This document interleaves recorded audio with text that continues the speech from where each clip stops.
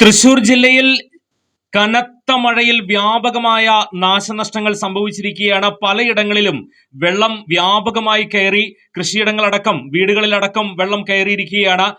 ശക്തമായ മഴയിൽ പാലപ്പിള്ളിയിൽ ഭാഗങ്ങളിൽ വീടുകളിൽ വെള്ളം കയറി. വരന്തരപ്പള്ളി പഞ്ചായത്ത് അംഗം MP ജലാൽ, അരിപ്പുറം മൈമുന, വലയമ്പാറയിൽ നാണി എന്നിവരുടെ വീടുകളിലാണ് വെള്ളം കയറിയത്.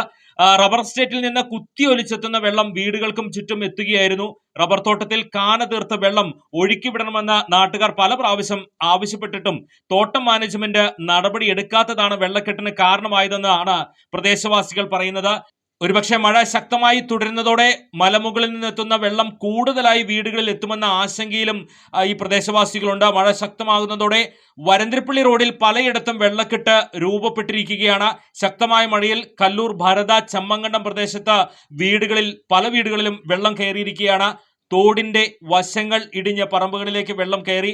പ്രദേശത്തെ വാഴത്തോട്ടങ്ങളിൽ വെള്ളം കയറി വ്യാപകമായി കൃഷി നശിച്ചിരിക്കുകയാണ്. മലയോര മേഖലകളിൽ ശക്തമായ മഴയാണ് കഴിഞ്ഞ 3 മണിക്കൂറായിട്ട് തുടരുന്നത്. പീച്ചി ഡാമിന്റെ വൃഷ്ടി പ്രദേശങ്ങളിലെല്ലാം തന്നെ ശക്തമായ മഴയുണ്ട്.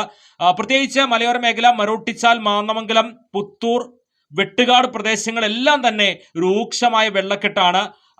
ഇന്ന് ഏറ്റവും കൂടുതൽ പ്രതിഷേധം ആളുകൾ പറയുന്നത്, ഇത്രയേറെ റെഡ് അലർട്ട് പ്രഖ്യാപിച്ച് 2 ദിവസം മുൻപേ പ്രഖ്യാപിച്ച തൃശൂർ ജില്ലയിൽ എന്തുകൊണ്ട് വിദ്യാഭ്യാസ സ്ഥാപനങ്ങൾക്ക് കളക്ടർ അവധി പ്രഖ്യാപിച്ചില്ല എന്നാണ് പലരും ചോദിക്കുന്നത്.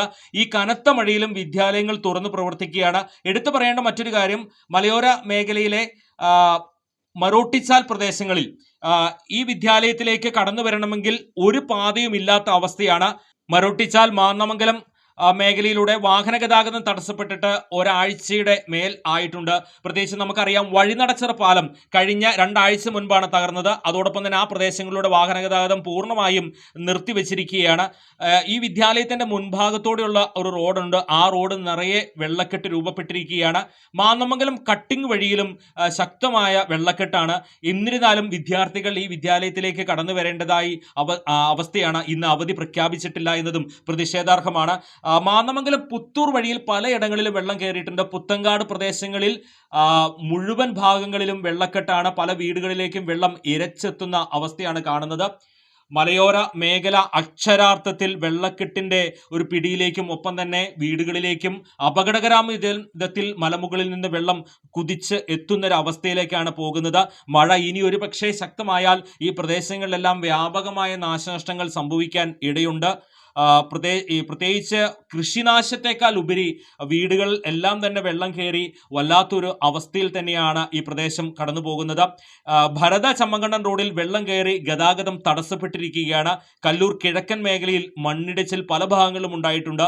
മാവിൻചൂട്, പുല്ലൂത്തി റോഡിൽ സ്വകാര്യ വ്യക്തിയുടെ പറമ്പ് ഇടിഞ്ഞ് റോഡിലേക്ക് വീണ് ഭാഗികമായി ഗതാഗതം തടസ്സപ്പെട്ടു. കല്ലൂർ അയ്യംകോട് റോഡിൽ വെള്ളക്കെട്ട് രൂക്ഷമായി.